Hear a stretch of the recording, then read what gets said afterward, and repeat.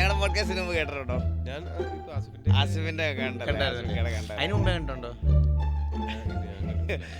ഞങ്ങൾ ആക്ച്വലി വരുന്ന എല്ലാ ഗസ്റ്റിനോടും ഞങ്ങൾ ഇൻട്രൊഡ്യൂസ് ചെയ്യാറുണ്ട്. ഞങ്ങൾ രണ്ടുപേരും ഗെയിമേഴ്സ് ആണ്. ഞങ്ങള് ഗെയിമിംഗ് സ്ട്രീം എന്തായാലും നോക്കുമല്ലോ.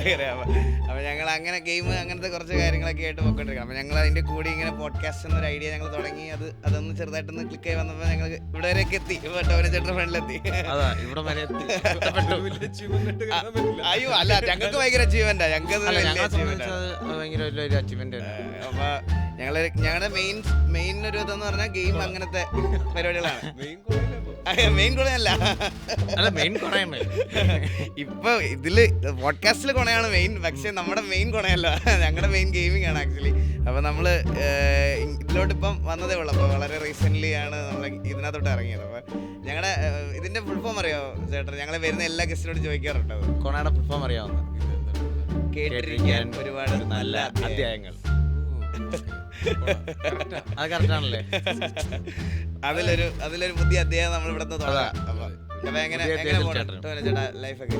അടിപൊളിയായിട്ട് പോകുന്നു. വർഷം കൂടുതലും ട്രാവലായിരുന്നു. ഞാൻ ഈ വർഷം ഷൂട്ട് ചെയ്ത ജൂൺ തൊട്ട് എക്സൈറ്റഡ് ആണ് ഷൂട്ട് ചെയ്യാനായിട്ട്. ഞാൻ ക്യാമറയുടെ മുമ്പിൽ ഒരു മൂവി ക്യാമറയുടെ മുമ്പിൽ മാസങ്ങളായി നരിവേട്ടയാണ് ഞാൻ ലാസ്റ്റ് ഷൂട്ട് ചെയ്തത്. ഒരുപാട് നാൾക്ക് മുമ്പാണ് അപ്പൊ ഷൂട്ടിംഗ് കഴിഞ്ഞത്? ഡിസംബറിൽ തീർന്നു. ഐഡന്റിറ്റി റിലീസ് ആയ ആ സമയത്തിന് ശേഷം സിനിമയൊന്നും ഷൂട്ട് ചെയ്തിട്ടില്ല. 3-4 ദിവസം ഒക്കെ മാക്സിമം ഷൂട്ട് ചെയ്തിട്ടുള്ളൂ. പിന്നെ ഞാനിങ്ങനെ യാത്രകളായിരുന്നു. ഒറ്റയ്ക്ക് പോയി, ഭാര്യയുമായിട്ട് പോയി, ഭാര്യയും മക്കളുമായിട്ട് പോയി, ഫാമിലിയായിട്ട്